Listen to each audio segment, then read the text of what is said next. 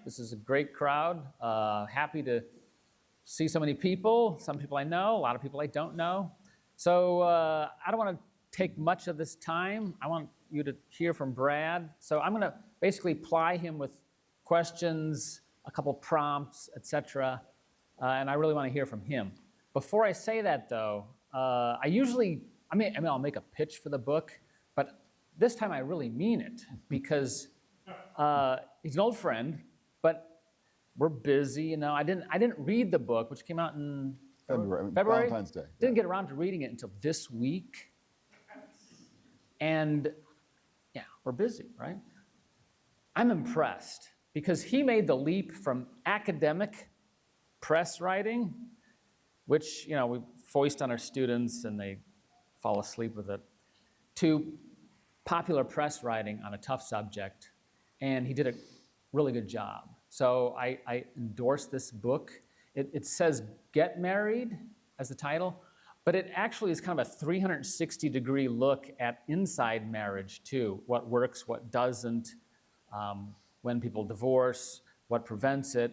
I just was impressed. So putting a pitch into it, but now let's jump into the heart of it. So first question, or first remark.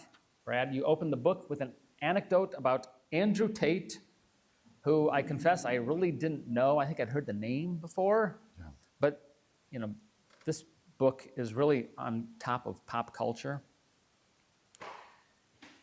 Tate said, quote, "There is zero advantage to marriage in the Western world for a man," unquote.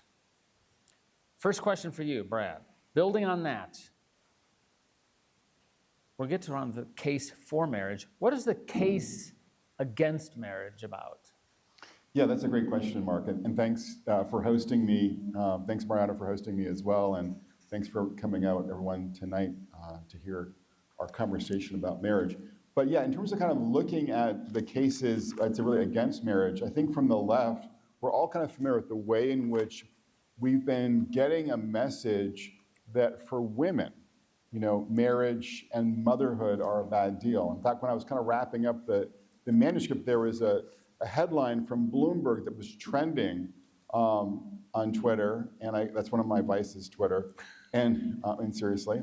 And I looked at this Bloomberg article, and it said that for women, basically, marriage and motherhood are kind of a path to financial insecurity. It had a snappier title, but it's just kind of striking example of the way in which I think our media is often trying to tell us that family is an obstacle to women flourishing.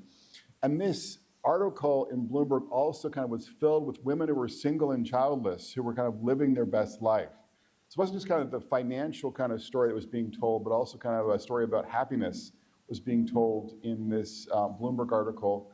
And I can kind of point to numerous articles in the New York Times and in the Atlantic that kind of tell a similar story about the way in which marriage and family are an obstacle for women when it comes to both their financial security and their capacity to be happy.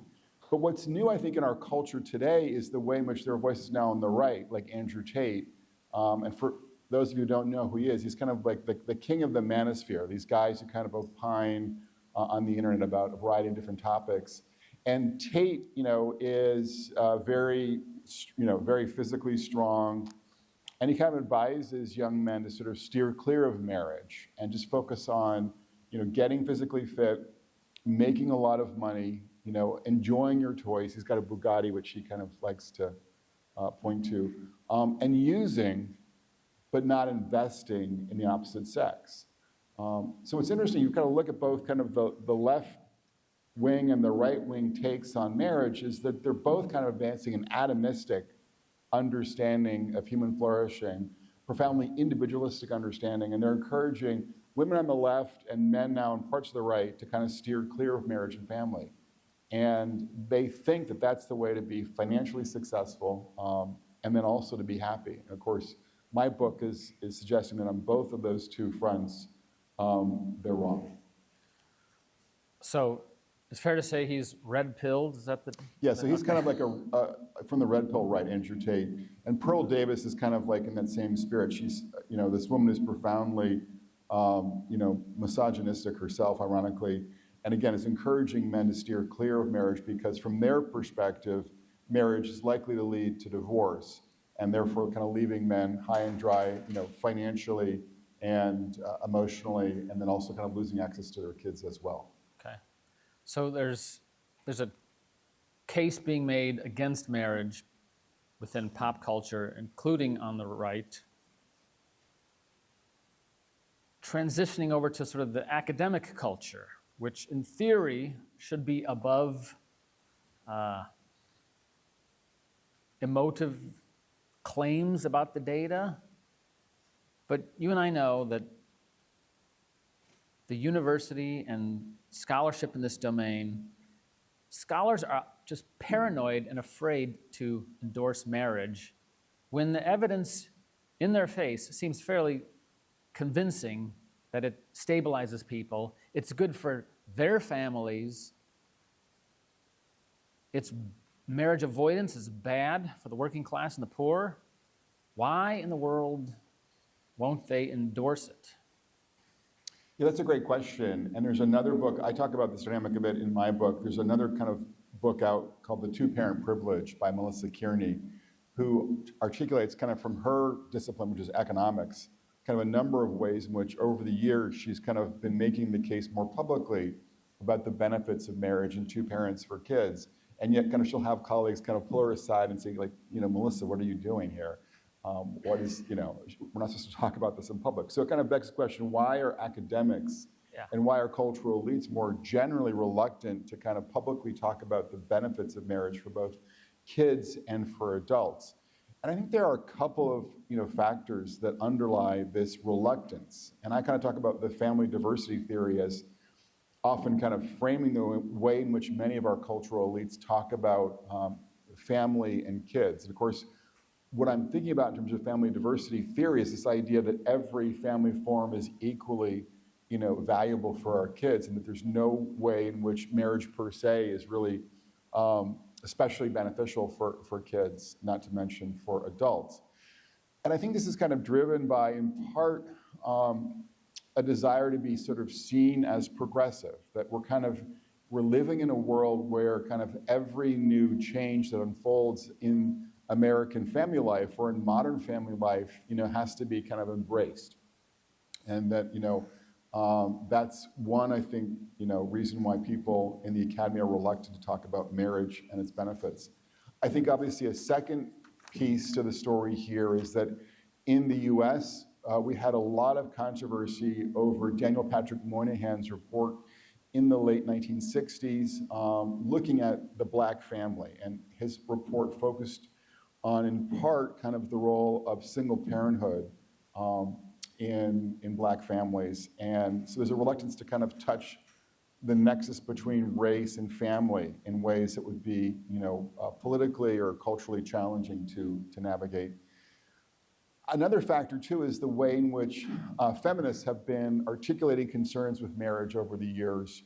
And so insofar as we want to kind of be seen as, more kind of feminist in, our public profiles, there's a reluctance, too, to kind of, tackle the marriage issue. And I think the final piece, too, is that as families have become less stable and more complex in the last 50 years across the West, everyone has someone, in their life or themselves, who have, difficult or complex family situations in terms of divorce or cohabitation or single parenthood. And so I think in the midst of a much different kind of family context, you don't want to be seen as kind of like, hectoring or judgmental in some way. So these are all the kinds of factors that I think have combined to make it difficult for academics to speak clearly and truthfully about the benefits and the value of marriage, both for kids, for adults, and then for the larger commonweal as well. And it's one thing to say it in your private conversations to people, but they take it and they, even in spite of the data, make it a public conversation right in the face of the data, it seems like. Yeah, so in my book, I talk about a number of scholars, including Philip Cohen at the University of Maryland, for instance, Pamela Broadboy Jackson at Indiana University, for instance, who kind of publicly articulate what I call kind of like this family diversity theory, that wants to kind of minimize the importance of marriage and family stability, and to suggest instead what really matters for kids are two things. One is love, kind of just affection and attention, kind of a good family process, if you will. And then also money, that there's kind of an acknowledgement that kids are more likely to flourish when they have an adequate level of financial security in their household. And I don't minimize the importance of both family process and money for kids and for families more generally. But I think what the proponents of this more progressive position don't acknowledge or don't realize is that actually, on average, kids are more likely to get love, to get attention and affection and consistent discipline when they're raised in an intact married household. And they're also more likely to have access to a steady stream of income and more assets when they're raised by stably married parents as well. So I think what they don't see is the way in which their assumptions about the importance of love and money kind of being, crucial to kids' well-being doesn't acknowledge how these two factors are much more common in intact married households. And I want to be clear too, I was raised by a single mom, and many kids who are raised in non-intact families turn out fine. But I'm also a sociologist, and I can say that on average, kids are more likely to flourish when they have the benefit of stably married parents. You mentioned you grew up with a single mother, and I read the account a little bit in the book where you talked about you were away at camp, and you said, I can't picture you as a kid throwing your lunchbox in anger. Can you talk a little bit about the importance of male role models in children's lives? And maybe, we'll start there. So, I think so. My dad died when I was 3, and so I, not had a father, obviously, for, the vast majority of my life.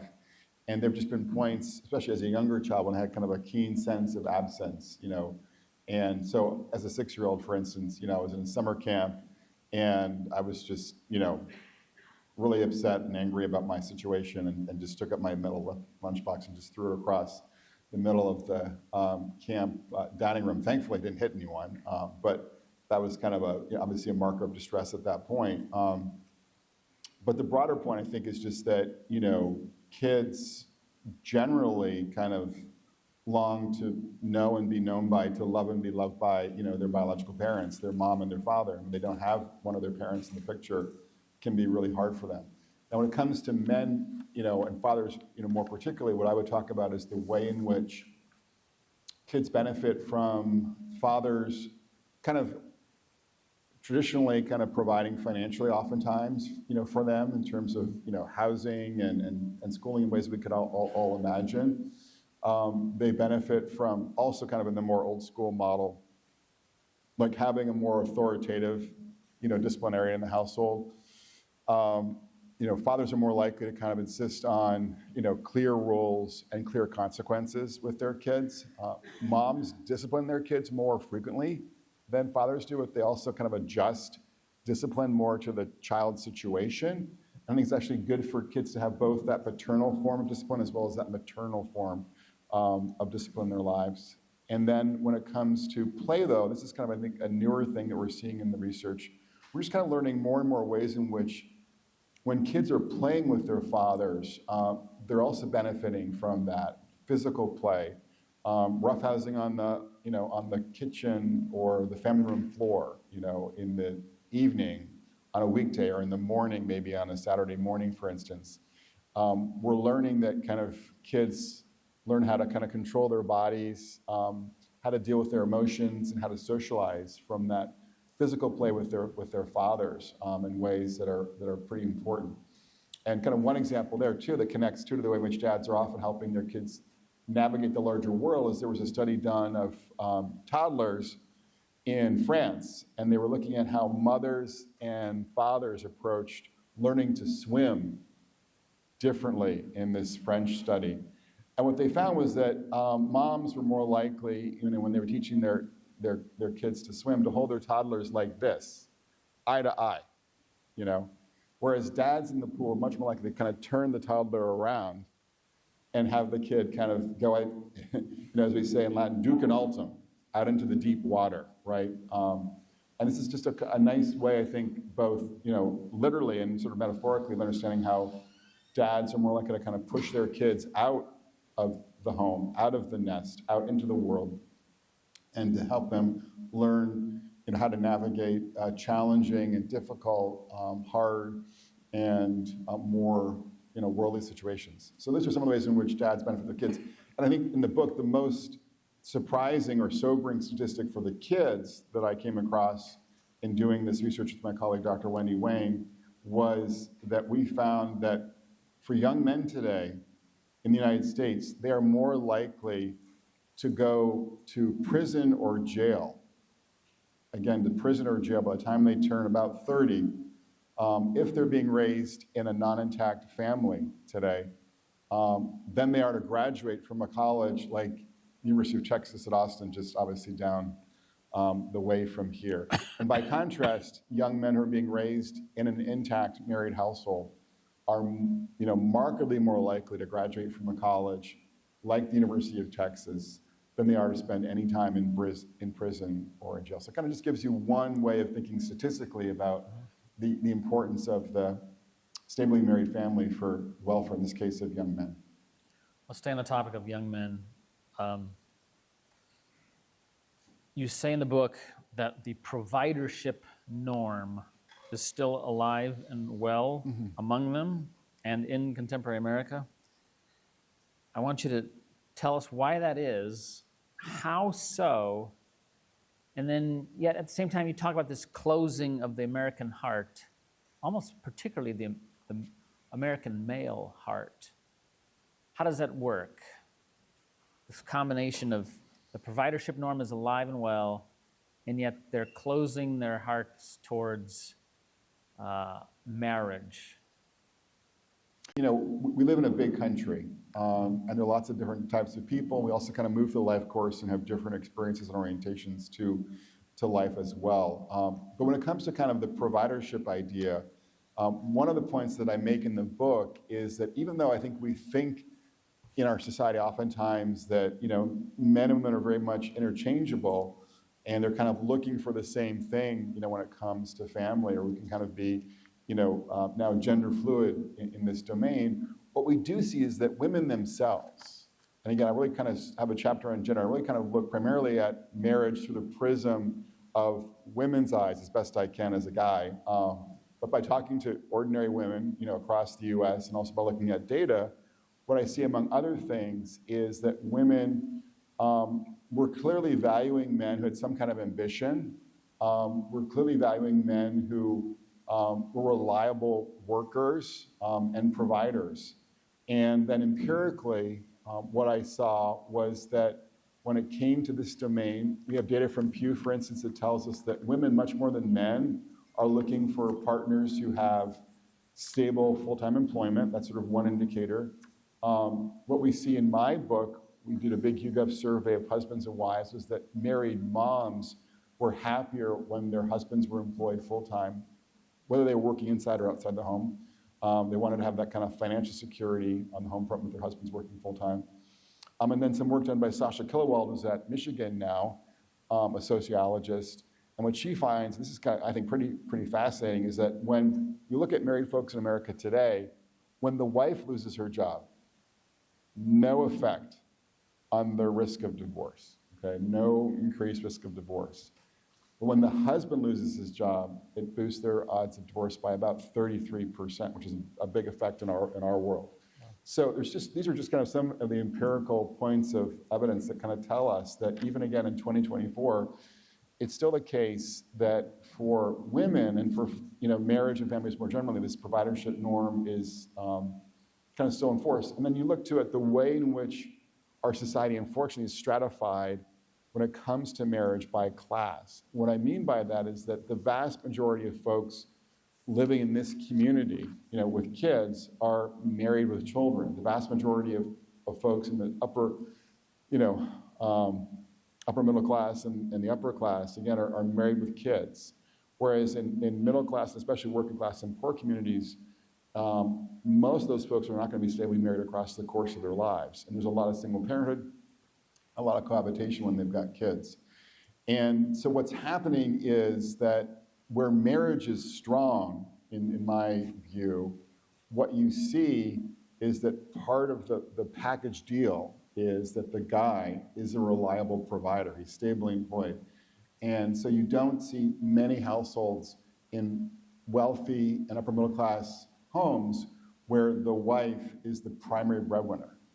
She may be working, but she's not earning more than 60% of the income, where you see a lot of women who are the primary breadwinners in the middle class, and even more so in the working class and the lower class today. And so again, it just tells us there's something about male providership that's linked to entering into marriage and staying married, and that's partly, I think, because women value that, even again in 2024. Now, in terms of the point about the closing of the American heart, I think one reason why both young men and young women are finding it more difficult to, to marry is that for lower income couples, the guys are often not employed full-time or reliably connected to the labor force, and that makes the women reluctant to kind of open their hearts to marriage in that context. And then for some of the guys in the more affluent communities, I think they can be, and this is sort of a different issue, they can be focused more on just their careers and kind of having a good time, kind of a la Andrew Tate, than recognizing that sort of orienting your work towards, the care of a spouse and kids is a much more, I hate to use this term, it's therapeutic, a more fulfilling way to live one's life as a man. Right. A little shift, but not too far away from that. Instead of talking about men in marriage, I want to talk a little bit about women in marriage. I remember, I don't know, maybe it was a decade ago when I first read Stephen Ruggles, a historical demographer at Minnesota, start mapping not just sort of the historical trajectory of women in marriage, but the up into the future, okay? And so you note it, I think you cite somebody else, but they're all saying comparable things, that whereas in the past, roughly 5 to 10% of women did not marry, now we're facing about a third, potentially. And then you kind of throw in that Andrew Tate business, and you start to see why that third might not wish to marry. How do we work on that? How do we solve that? And what are the consequences of like a third of the population of women not marrying, especially since on average, most of that 1/3 wouldn't mind doing so? So again, what Mark is kind of telling us is that in the book, one of the things that I say is because of the retreat from marriage that we're seeing unfold, not just really in the United States, but across much of the developed world, we're going to see a lot of permanent bachelors and permanent bachelorettes among contemporary 20-somethings. And we're already seeing, that. Who are now 20-something. Right, who are now moving forward in their 20s, time. kind of going across, the life course. And we're projecting, my colleague Lyman Stone is projecting about a third of young adults today will never marry. And we've never been in a world where that's, absent famine or war or something like that, where there's going to be so many folks who are not getting married and not having, having also kids as part of that story as well. And so how do we solve this issue? Well, I think part of the solution is to sort of understand and appreciate that when you're kind of in your 20s, you should be focusing as much on meeting people, dating, with an eye towards marriage potentially, as you are, at least kind of probably this group, as you are kind of devoting to, education and work. And I talk, in an interview with the New York Times about the way in which I had actually a Catholic, student working with me at UVA, and I was talking to him about kind of his kind of next decade. He clearly kind of mapped out his professional and educational pathway. He wanted to get some more, graduate training. So it was all kind of mapped out very clearly for him. And then I asked him, well, would you like to get married? And he said, oh, yeah. I said, what are you doing, like, right now to make that a reality? Do you have a plan for that? Silence, right? So obviously, even in these circles that we're sitting in right now, there's a way in which people are not really kind of both thinking about planning and acting in ways that would kind of make it easier to get married. And they're often kind of not in a sort of social and cultural milieu where they can kind of have opportunities to kind of make that transition to dating and marriage. So I think we have to be a lot more intentional, both individually and collectively, to sort of help young adults, revive a kind of contemporary courtship culture. It also requires parents and teachers and professors and priests to stop basically telling our young adults to kind of wait until they're 28 or 30 to get serious about relationships, and to sort of understand and appreciate that in this new world that we're living in, there's just a big danger that a lot of folks are going to kind of end up at 35 or 40 or 45 without any realistic prospects of finding a spouse. So that's part of the answer to your question. But I think also we need to think about ways to, and I talk about this in the book, to kind of boost the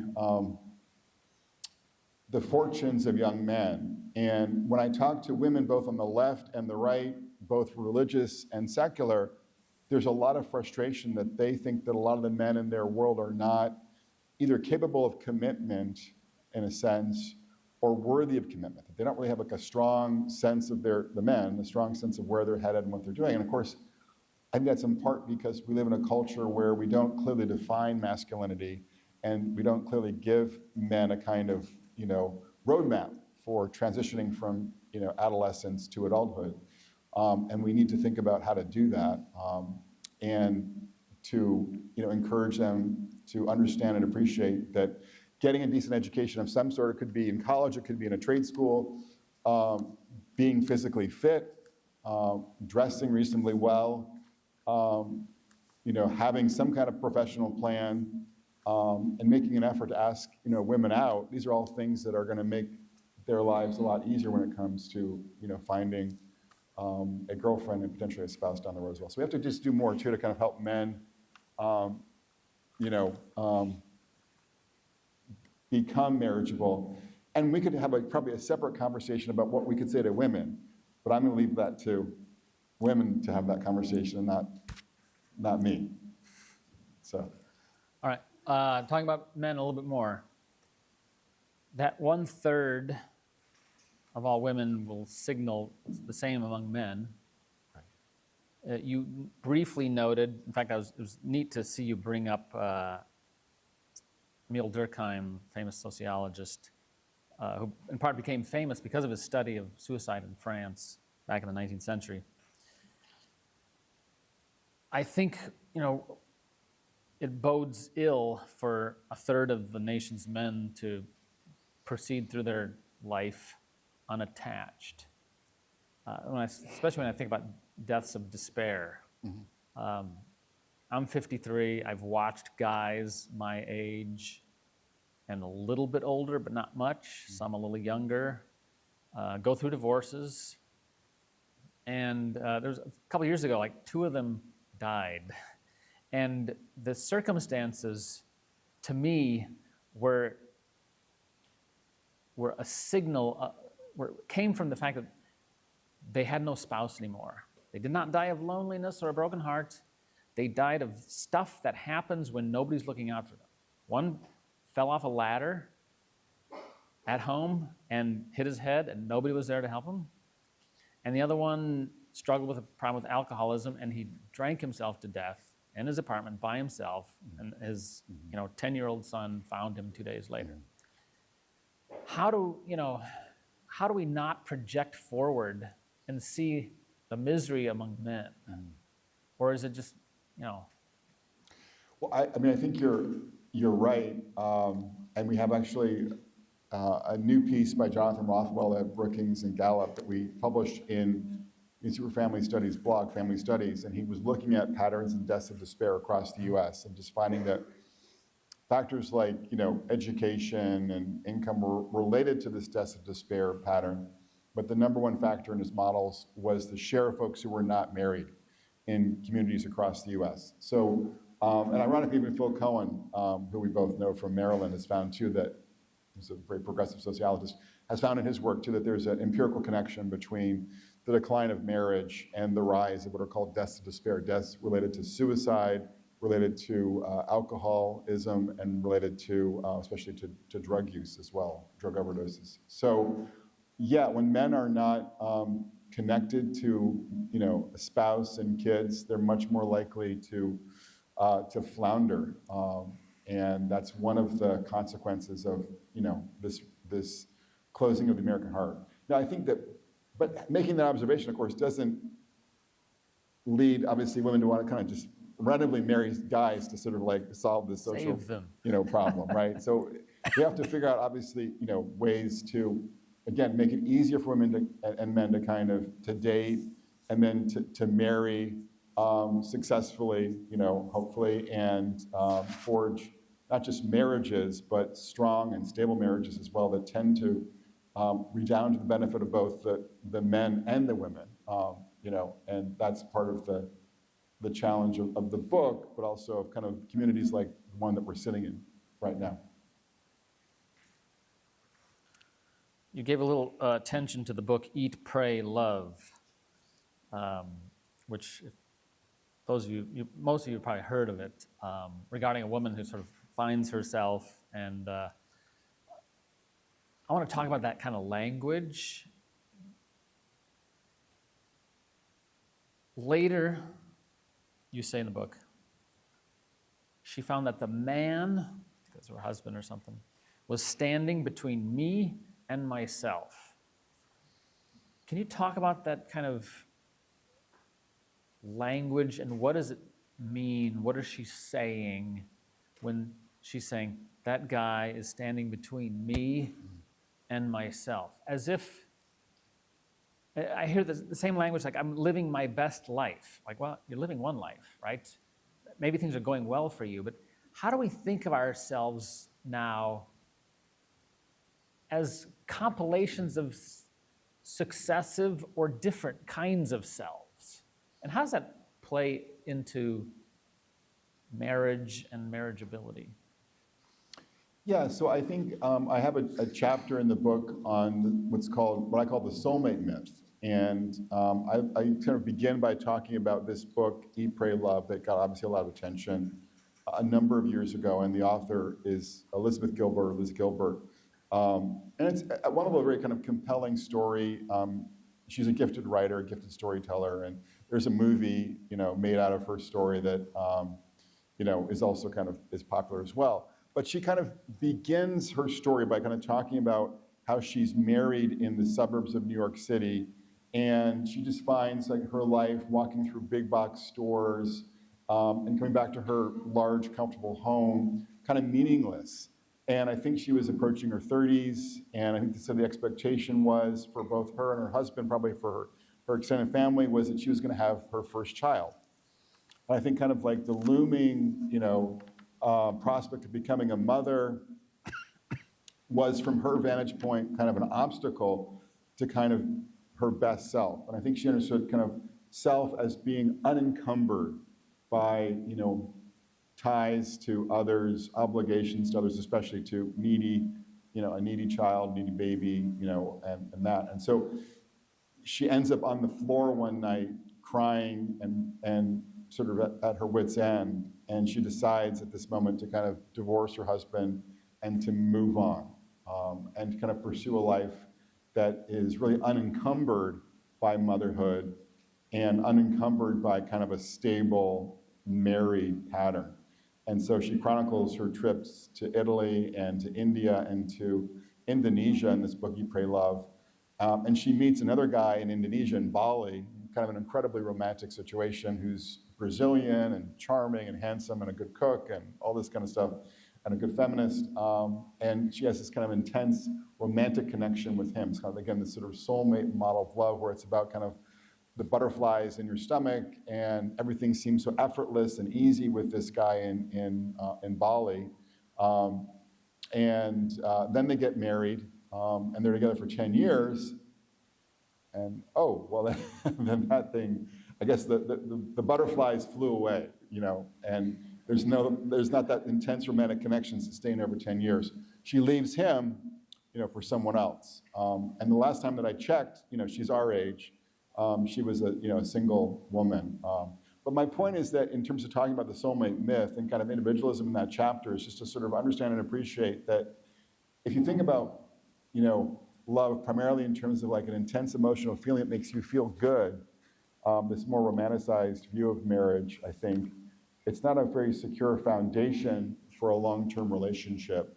And I think what people don't realize is that generally speaking, folks who kind of embrace a sort of a thicker view of love as being about, St. Thomas would say, like the good of the other and then the others when you've got kids, is actually a more reliable basis for a kind of genuine happiness.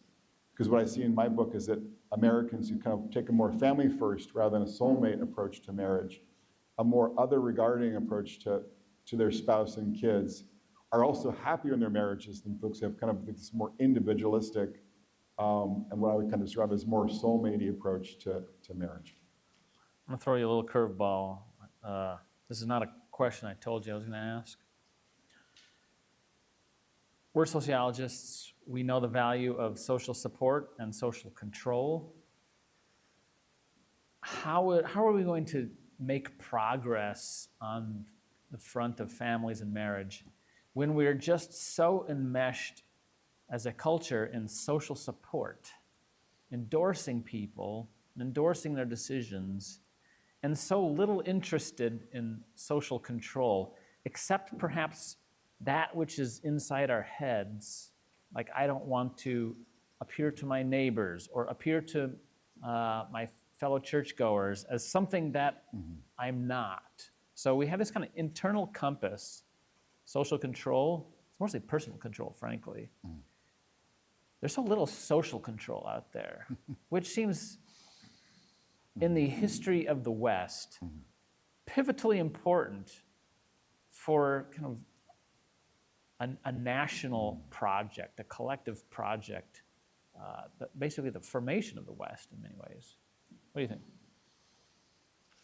Yeah, that's a good point. And I think it's hard in this current cultural context to really exert social control in most contexts. The church is somewhat different, but even the church is pretty weak now compared to earlier moments in history. So it's just it is a challenge that we have to rely primarily on encouraging people to do the right thing and the good thing, and inspiring them to do that.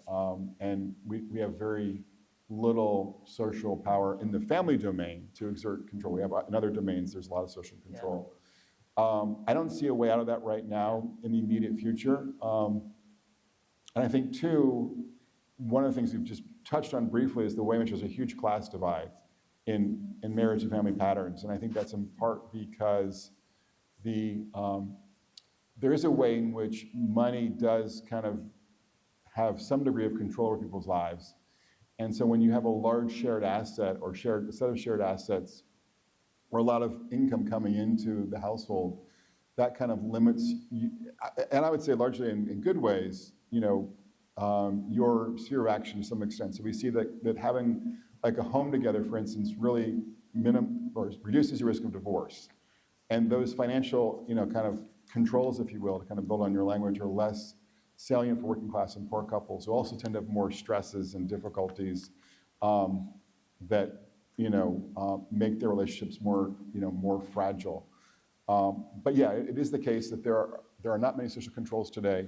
But I think we can imagine too a future, Mark, where that's no longer the case. And I think in a context where there's a really severe depression or some other major social disorder at play, I think that's when kind of communal forces that'd be kind of exercising a more direct role in people's lives in the family and other dimensions as well would, probably kind of reassert themselves. But right now we're relatively affluent and, world historically extremely affluent, obviously. And so people don't feel like the need to be too involved in their neighbors' marital affairs, so to speak. My last question before opening it up to other people. In the discussion about divorce in the book, you had this anecdote where this woman had cheated on her husband. The husband got really pissed off, really thought he should leave. He goes over to his parents' house, and the dad, like the grandfather, because they had children, dad tells his son, don't throw your marriage away. Mm-hmm. And it just kind of hit him like a ton of bricks. Can you talk a little bit more about, it's, in some ways that's kind of social control, but it's also sort of the possibility that parents, grandparents, can teach us lessons about suffering, okay, and moving forward. Because you do talk about, it's pretty important for people to experience suffering in their lives, because without suffering, we get really flabby intellectually, spiritually, emotionally, etc. The question, though, is about divorce or suffering or well, the dad saying, don't throw this away. Yeah. Which is sort of involves yet more suffering and his kid gutting it out. Right. So let me kind of just give you a bit more of the whole story here for this couple. And this is a couple that's sort of in the southeast. I think they were Baptist or evangelical, and the husband in this situation had grown up pretty poor, and they were both basically teachers, and their income wasn't that large initially as a couple with kids. And they started a side business to it was like some kind of like clothing business where they were like doing like t-shirts, in the garage. And this business just took off. So they were bringing in a lot of income. And so the husband was like really on the business and focusing on growing the business. And so the wife and she had, their kids felt kind of neglected. And there was some other guy, they were teaching at different schools. And there was some guy, like he was like the school security officer or something like that, who was kind of paying attention to her. And they struck up a friendship. And that friendship then led to, some bad stuff happening.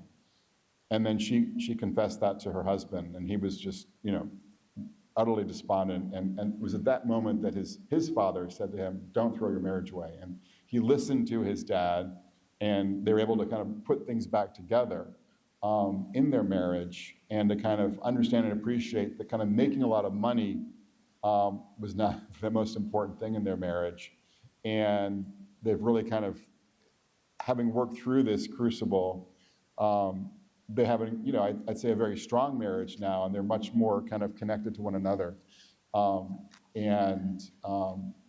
that's kind of like the good news. Except on the other side of this cross in their marriage and their relationship, they were able to work through it and to establish a much more secure foundation built on authentic intimacy, and I think a profound prayer life that has now made things actually very good. So it's a good story in the sense of like understanding and appreciating that, going through this tremendous suffering doesn't always end in just a black place.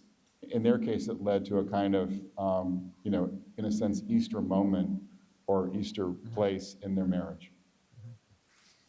All right, I'm done asking the questions. So, all right, Father Dean, he gets first privilege. What role would you say in a culture that doesn't have any, place any value on suffering or sacrificing, in terms of any kind of redemptive value? And also, I think in a generation that we've robbed our young people of a lot of basic skills, like coping skills. And we see that certainly in the suicide rate. How does that, is there any kind of conclusive or any kind of research done that ties that to the failure of marriage? Yeah, that's a great point. I do think, the fact that our kids are often protected from physical suffering, from even difficult situations socially, of one sort or another. And they're also used to kind of spending, lots of time on their screens, getting one dopamine hit after another, means that it can be really difficult for them to navigate, suffering when it presents itself, or just a challenging situation more generally. And that, of course, makes it hard for them both to date and then to marry and then to be a parent as well. So that's a huge challenge in our culture today. And as a parent, I'm trying to think about ways to make my kids' lives more difficult, seriously, right, than they otherwise would be, because they're relatively, protected from a lot of bad stuff. So that's a challenge for us as parents. And I think for the culture, one point that I'm also trying to make both in the book and then just more generally is that I think we don't appreciate, again, as Mark was saying, kind of like the value of suffering. And there's this relatively new book called The Sweet Spot by a psychologist. I think Paul Bloom is his name. He's at the University of Toronto, was at Yale. And his book, The Sweet Spot, is talking about the value of, and I don't think he's a religious person, but the value of suffering from a psychological perspective. And he talks about kind of an inverted U curve, which is, I think, a good way to think about this. And his point is that, yes, unrelenting suffering, like the suffering we see that Job has to deal with, not good for us. Most of us are going to just be crushed by that unrelenting suffering. I'm sure you see that in your work as a priest. But no suffering, or very little suffering, where you're just kind of living for the moment, you're living from one pleasure to the next, you're just constantly on your screen, that also ends up being incredibly, actually debilitating, for people. And ultimately, when you kind of step back from your life and look around, you realize that there's nothing happening really, nothing going on. And so that can be a source of actually despair and whatnot for folks who don't have much experience with suffering and sacrifice. And so he says that some measure of suffering is good for us, especially when we attach it to meaningful things. So it's like, if you were going to a 14,000 footer in Colorado, just, up north from here, you could drive up in many of these mountains to the top. And that would be great. Look around and take it in, the Rockies, all that, that's great. But if you were to hike up that 14-footer, that's a much more meaningful experience. There's more suffering, obviously, doing it that way. But you're going to be kind of appreciating it more and probably also happier. So that's Bloom's point. So when you think about the value of suffering, one way that comes is through both marriage and I think even more so being a parent today.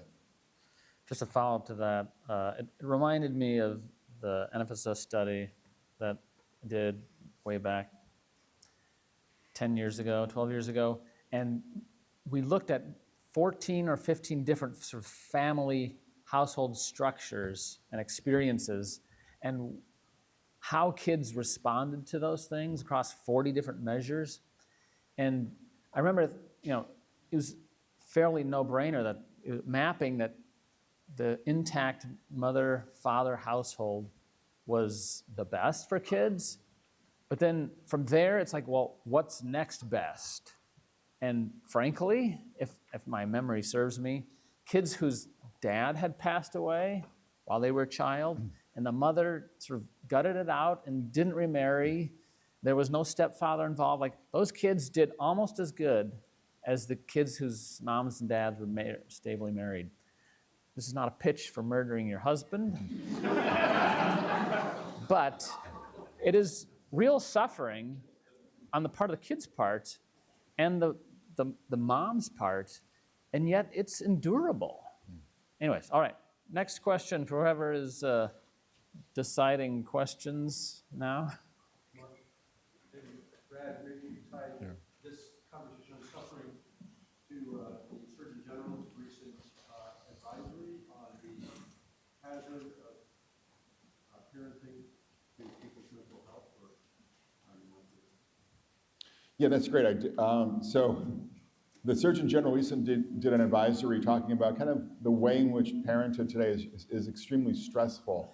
And I think we can appreciate, how with, technology and other stresses out there, it is true that, and you're in the trenches too, as a doctor, parenting is very stressful today in some important ways. I would certainly agree with that. But the portrait that was painted by the Surgeon General in this advisory was really negative, of parenthood, detailing all the different challenges associated with parenting, and really kind of missed, I think, some key kind of other points that sort of, fill out the picture in a more, not only accurate, but also I think a more inspiring way. And that is that what we see today is that for all the challenges that parents face, and whether it's, a crying toddler, or a baby keeping you up at night, or a moody teenager, whatever, you can fill in the blanks, obviously. It is the case that on average, parents today report that they're less lonely with their lives. They also report their lives are more meaningful, and they're also actually happier now than childless adults. And so those three key empirical points were not acknowledged in the Surgeon General's advisory. And I think they're kind of part and parcel of a culture that often is just stressing the downsides, if you will, of the sufferings that that follow from being married and follow from being a parent. I think especially for women. And yet again, we don't see a kind of recognition that when it comes just to women, for instance, that there's no group of women who are generally happier, for women who kind of in that age 18 to 55 prime, if you will, of adulthood, who are happier than married mothers. They're happier than married childless women, they're happier than single childless women, and they're also happier than single moms as well. So that sort of the more positive part of the story is unfortunately missing often. Lady in red. So earlier in the conversation, a couple different conversations around the effects of children in marriage. Two things that come to mind with that are, how does it look or affect children when you have a parent remarry, whether remarry if, say, the other spouse is no longer living, or children that grow up in homes where their parents are married, but there's a lot of volatility and fighting going on. You're talking about the study I was referring to? Yeah, you said there was 40 different...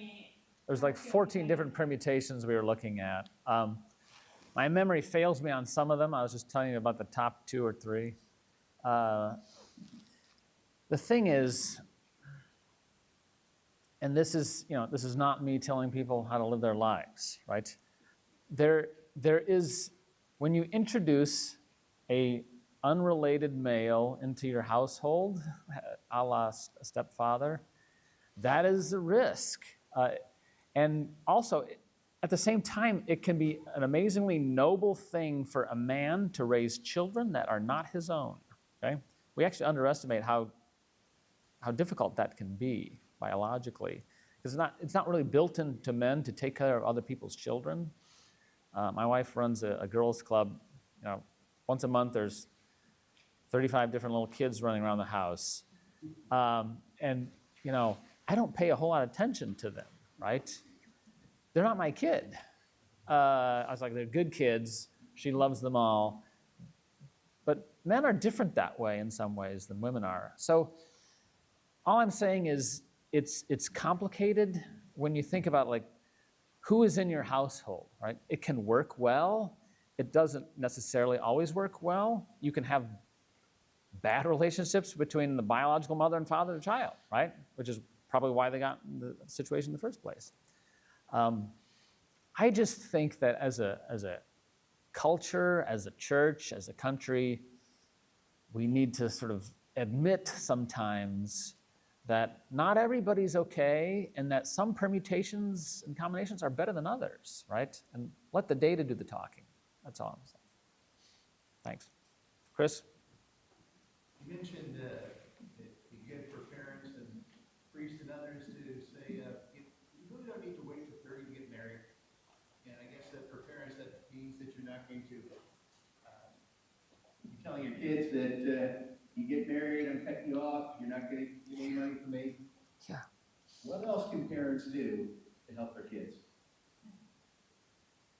So, I think, one of the challenges for parents, and this goes back to Father's question too, is just to kind of like try to make sure that your kids, when they're school-aged, whether it's 8 or 16, are doing difficult things, and it might be, sports, that's more common, but, it might be some kind of wilderness adventure that would be sort of more exotic, but also kind of doing things around the home too. Like they're doing, I think especially kind of doing, chores in the home, things that they don't want to do, at least that's our experience on Saturday morning oftentimes.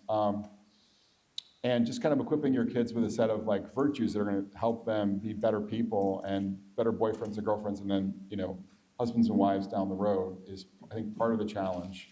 I think for fathers, kind of like making it clear to their daughters that they're loved and that they are, beautiful and attractive, and that really is kind of giving them a sense of, their positive identity as a young woman is really important, and trying to do the same thing too with, your son or sons in terms of preparing them for the future. And then as they transition into, their young adult years, is kind of giving them, this is more difficult because they're more independent at this point, but encouraging them to be more, intentional about dating and putting themselves into context where they can meet, other people if they're, if they've got a vocation to marriage. And one other, I think, point too, I think even it's sort of a newer point now that we're thinking about these super family studies, is we're kind of hoping to build next year kind of like a map of the United States. It's going to kind of map out kind of the supply of single adults.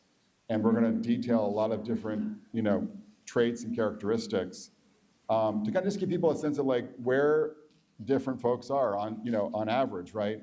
And, there are a lot of folks who kind of like say they move to like New York City with like certain, ambitions and assumptions, but maybe New York City is not necessarily a good place to move if you want to get married, right? Yeah. So just to kind of help people to realize, that that choices you're making in your 20s, affect not just your future professionally and otherwise, but also your future maybe family-wise too. And again, as people get older in their 20s, I think it's harder for parents to be as direct, but you can kind of play some role maybe in encouraging your adult children to be intentional about making decisions that maximize not just their kind of professional success, but also their success when it comes to love and marriage as well. A quick follow-up on that. I think marriage is probably caught more than taught in the household. We would talk around the table a lot about like stuff I was observing and the data. Like just my kids would have to sort of endure that just because I like talking about it, not because I was ever pushing it on them, right? And yet independently they wind up getting married earlier than I expected them to. I mean, earlier than I thought they would. And it had nothing to do with me introducing them or my wife introducing them. They just kind of happened in the normal course of things. The oldest two. So there's the caught, not taught so much. But I also think, sort of, what can we do to bless younger marriages? Here's, my father gave me the same words that you just mentioned. Like, well, once you're independent, you're on your own, right? He meant well, but I really think in this day and age, young marriages need assistance, need help. It can be financial help, maybe, but I like to take a lesson from the LDS here. They start blessing their children more when they get married than they did prior to that. I mean, it's kind of a thing where, oh, you're going to do this? Let us help, right? Instead of the, oh, you're going to do this? Good luck. I think that's a different kind of message.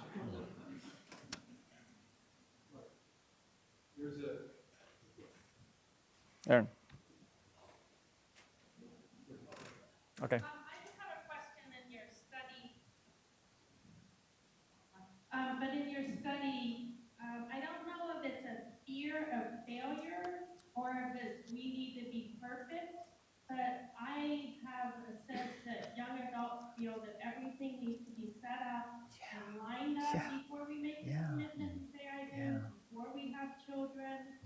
I need to get like you said, you need to financially support them, their family. So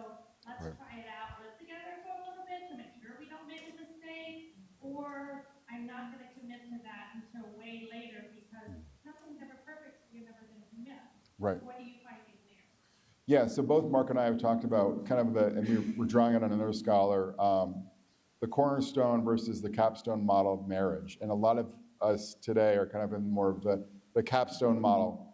All your ducks are in a row. You know, you've gotten your education, you've gotten really established professionally, you've got a decent income coming in, then you get married.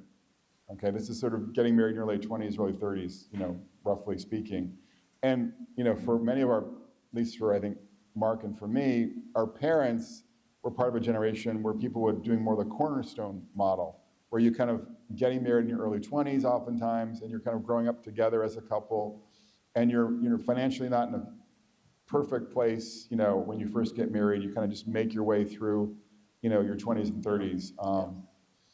And, you know, I think we've been moving towards a kind of capstone model for a long time in this culture, and probably it's now time to, you know, in these contexts, to encourage folks to be open to a cornerstone. And I'm not saying just get married when you're 22 or 25 to the first person that you obviously meet. I'm just sort of saying, if you know, are dating someone at the University of Texas, for instance, or if you are dating someone at age 25, you know, in this community, and it's a great relationship, then I would encourage you to think very seriously about marriage, you know. And there's no reason you have to have a certain bank account, you know, level, or a home, for instance, you know, to put a ring on it.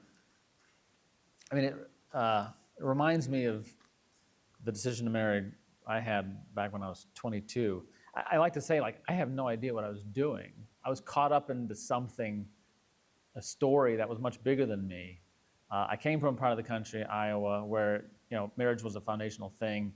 It was just, that's what you did at that time of life, right? And of course, it was followed by a spell of poverty, which I totally expected, right? But to look back and think, man, the shacks we lived in, the cockroaches, like all the sort of, so like we endured, and, you know, just that was part of the journey, right? And so, you know, the oldest two get married a little bit young, and I'm not about to prevent them from suffering some, because it's elemental to you know, childbearing is suffering in some ways. It's difficult. You know, our first grandbaby is 4 days old, and you know, she doesn't like to sleep a lot, right? That's all part of the story. And hey, I'd like to relieve you of that in some ways, but you know what? I can't. And it's somehow good for you, right?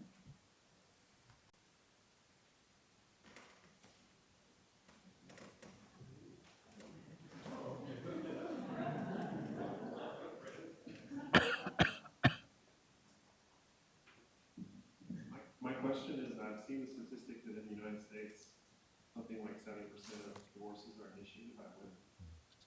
Now, just in a quick review, it's close, a little less than the UK. I'm wondering, to the extent that's valid data, what do you understand to explain that? Maybe what's a good solution?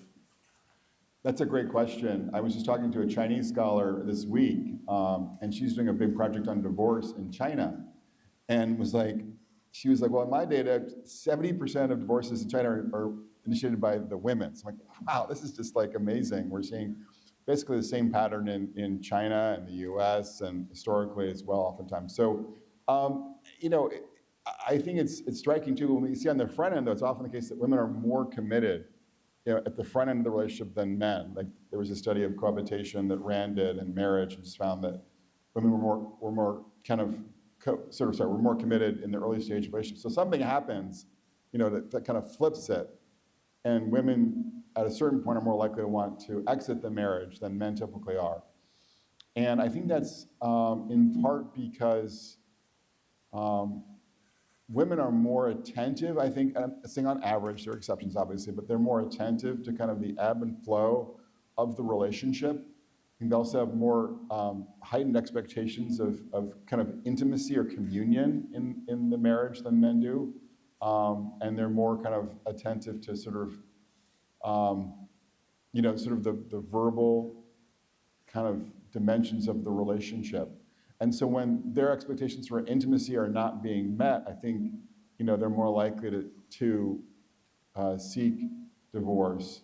And then too, we can think too about ways in which, when it comes to domestic violence or infidelity or maybe substance abuse, some of those patterns might be more common for the husband than, for the wife. So I think there's both a kind of like men behaving badly story. There's also a way in which women have just higher expectations for intimacy. And, those two patterns broadly defined, I think, would help to explain why women are more likely to seek divorce than men are. And so, what do you do with that? I think, well, one thing is that, as husbands, we have to be working harder than we're maybe kind of normally inclined or naturally inclined to sort of be cultivating that intimacy in our marriages, to be kind of setting aside time for, intense personal conversations, to be expressing our affection, verbally, more often than we might be inclined to. And then I would say also, though, too, for wives to sort of understand and appreciate that I think men often express love more kind of in deeds rather than verbally, and just to understand and appreciate there may be things that their husbands are doing for them that are their way of expressing their love, and try to see those. And then also to appreciate, too, that in terms of intimacy, like, good friendships, family relationships with siblings and, their own parents, can also be kind of important sources of intimacy, too. And not just kind of seeing their marriage as the really only key for intimacy, too. So they're not kind of putting too much emphasis on the marriage itself is one way to kind of, I think, also navigate this reality and not end up in divorce court, too. It's also true that for the longest time, marriage was basically a survival mechanism as well. I think back about my grandparents, born around 1910, 1912. Both of them were, my grandmothers were dependent on my grandfathers. I think one set got along better than the other set, but nobody split, in part because I'm not sure they had a realistic option of thriving if they left.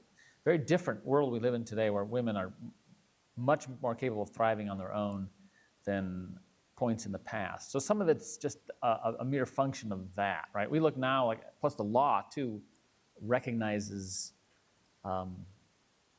usually that you can take 50% of collective assets when you leave, right? And now a lot of people have enough assets.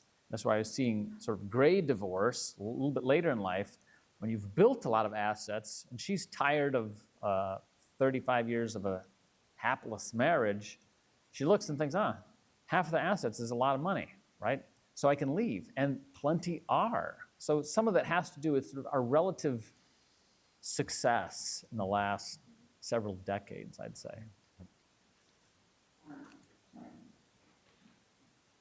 I have a question for both of you.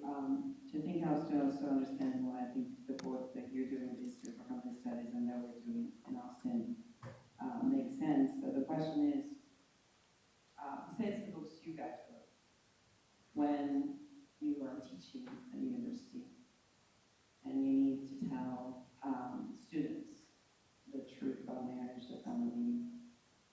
Is that an easy job? It's like I've been in this crowd, everyone is nodding and explaining that, too bad it's better if you have a biological family, it's better if you have an intimate family.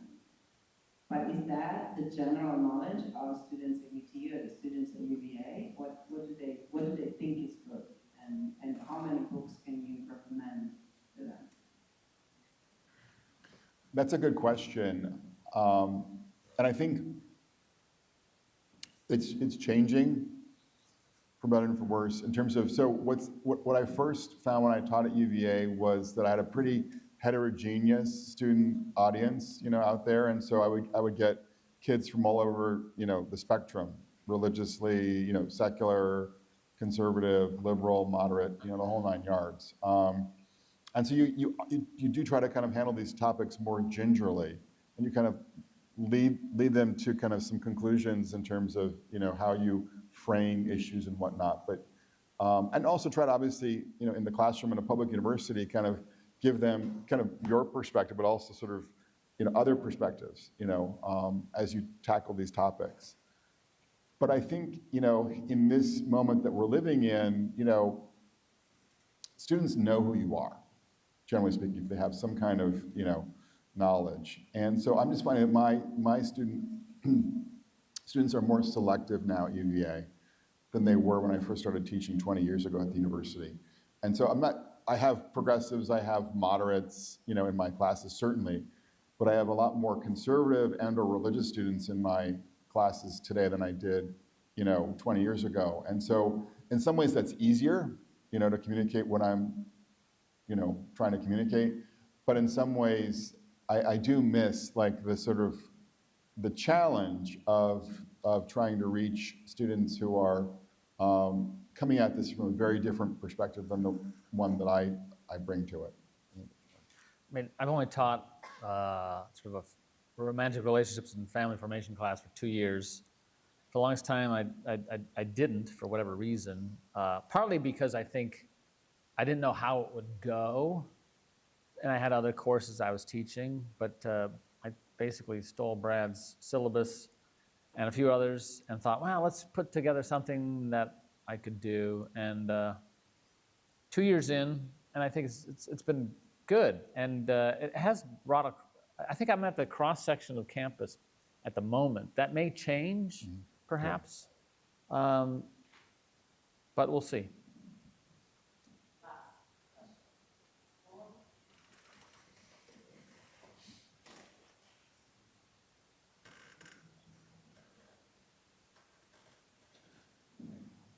Well, first, I'd like to thank actually Father Dean and Dr. Orlandi for inviting and hosting the speakers, and obviously us.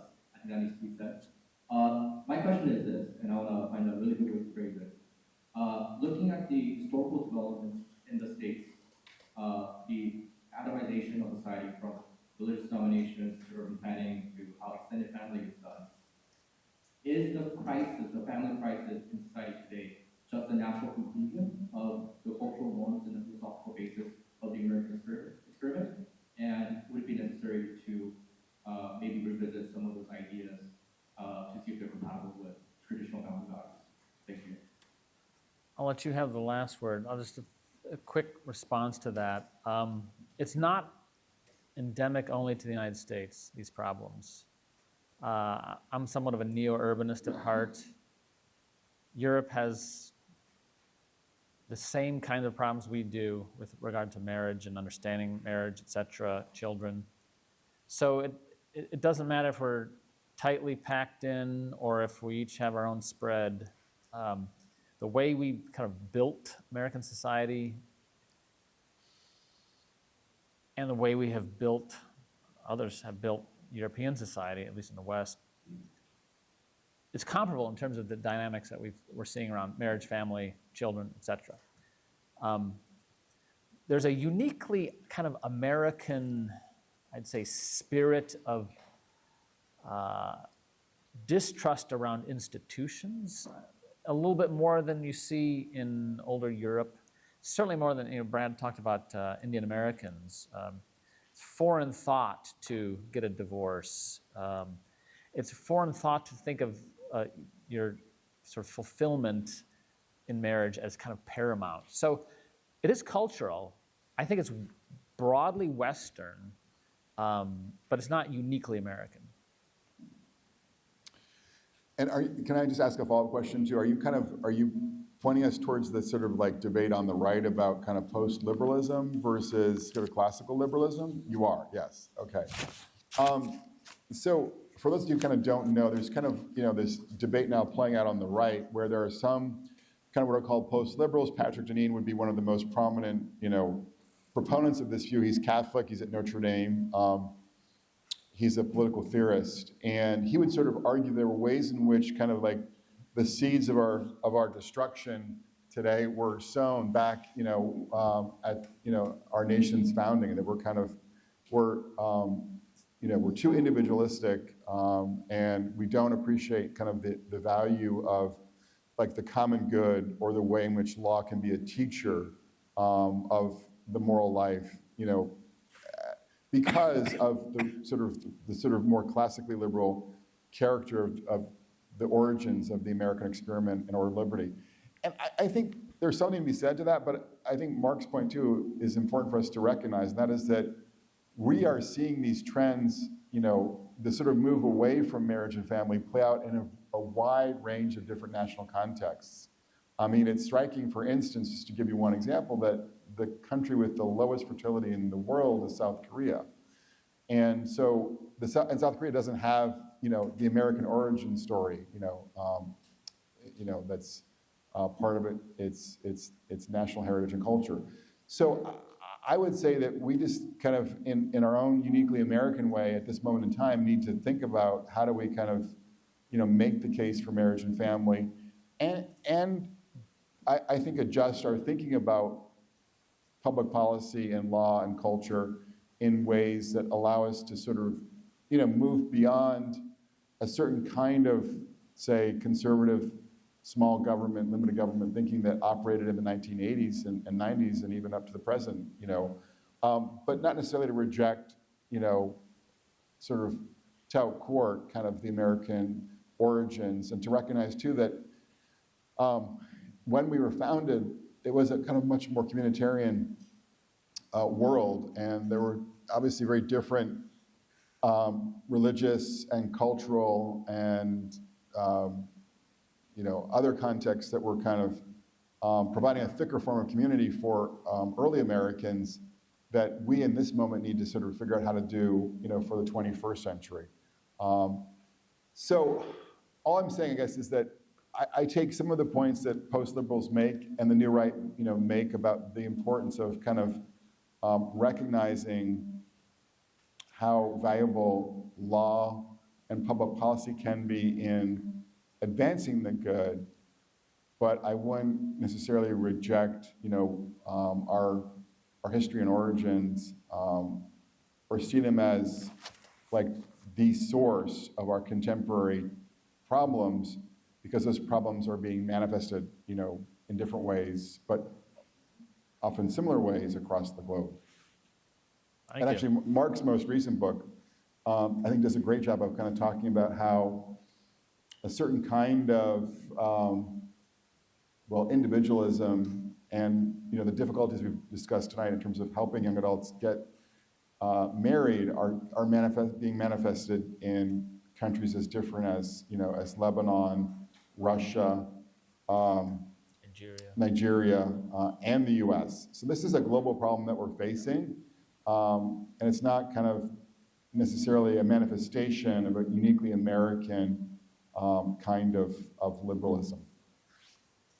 Thank you very much. Yeah, we should all thank the speaker.